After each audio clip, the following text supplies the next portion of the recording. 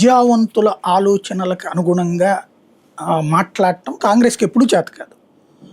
చదువు రానటువంటి వాళ్ళు చదువుకున్న సొంటలు కూడా ఉంటారు. అంటే చదువుకు పేరుకి మాత్రమే సర్టిఫికెట్లు చేతిలో ఉంటాయి. అజ్ఞానంతో బ్రతికేస్తా రాజపూజ్యం చేస్తూ ఉండి బానిసత్వం చేసేటటువంటి వాళ్ళు ఉంటారు. వాళ్ళ కోసం మాట్లాడుతుంటుంది కాంగ్రెస్ పార్టీ. వాళ్ళు ఏ పైన వాడు ఏం చెప్తే అది నిజమని నమ్మి అబద్ధాన్ని సైతం నిజమని నమ్మించగలిగినటువంటి మూర్ఖులై ఉంటారు. ఆ మూర్ఖుల కోసం మాట్లాడుతూ ఉంటాడు. ఆ రోజు జవహర్లాల్ నెహ్రూ అయినా, ఇందిరాగాంధీ అయినా, ఇవాళ రోజున రాహుల్ గాంధీ అయినా. బేసిక్గా ఎపిస్టీన్ ఫైల్స్ అనేటటువంటి కోణం రెండు రకాలు. అది అర్థమయ్యేలా చెప్పడంలో బీజేపీ విఫలమవుతుంది.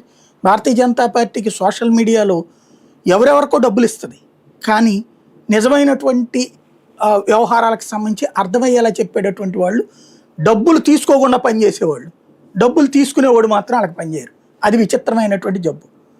సమస్య ఎక్కడ ఉంటుందంటే, ఎపిస్టీన్ ఫైల్స్ రెండు కోణాలు. నెంబర్ 1 కోణం ఏంటంటే, ప్రపంచంలో ఉన్నటువంటి ధనవంతులు, ప్రపంచంలో ఉన్నటువంటి రాజకీయ ప్రముఖులకి విమానం పెట్టి మరి తీసుకెళ్ళి ఒక దీవిలో కూర్చోబెట్టి స్కూలు పిల్లల్ని పడుకోబెట్టినటువంటి, పచ్చి బూతు భాషలు చెప్పడం పడుకోబెట్టినటువంటి ఒక పెద్ద వ్యభిచార వ్యవస్థ అది. అలాగా చేసేటటువంటి శృంగార చేష్టలు ఇవన్నీ వీడియోలు తీసి సదరు నేతల్ని బెదిరించి వాళ్ళకి కావాల్సిన పనులు చేయించి